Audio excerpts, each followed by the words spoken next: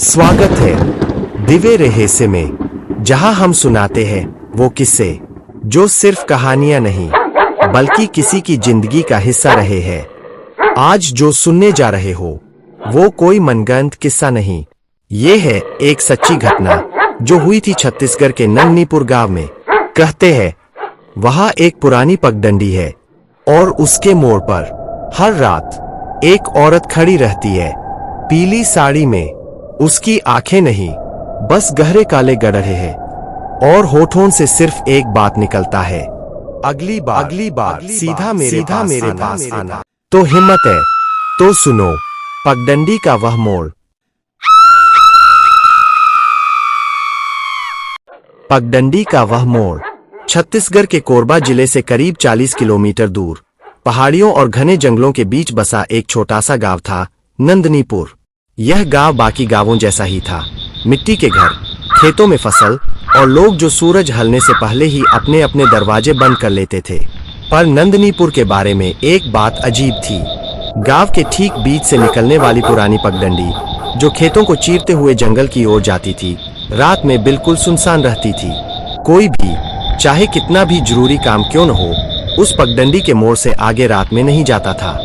बूढ़े बुजुर्ग कहते थे उस मोड़ पर एक औरत खड़ी रहती है, पीली साड़ी में, जिसकी आंखें नहीं है।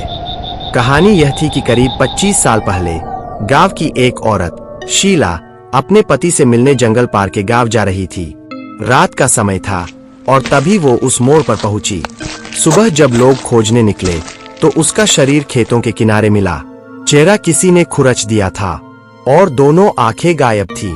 किसी ने नहीं जाना कि ये किसने किया, पर तब से कहते हैं उसकी आत्मा उसी मोड़ पर भटक रही है। गांव के लोग दावा करते थे कि अगर तुम उससे नजर मिला लो तो अगले 7 दिन में या तो मर जाओगे या फिर पागल हो जाओगे। इसलिए जैसे ही अंधेरा होने लगता वो रास्ता पूरी तरह खाली हो जाता। सर्दी का मौसम था और नंदनीपुर में धुंध ऐसे छाई थी जैसे किसी ने पूरे गांव को सफेद चादर से ढक दिया हो। उस रात शिवानी के घर में अफरा-तफरी थी। उसकी नानी की तबीयत अचानक बिगड़ गई थी। गांव में दवाई सिर्फ बबलू की दुकान पर मिलती थी, जो गांव के बाहर उसी पगडंडी के दूसरी ओर थी। शिवानी की मां ने मना किया, बेटी रात हो गई है, मैं कल सुबह जाऊंगी।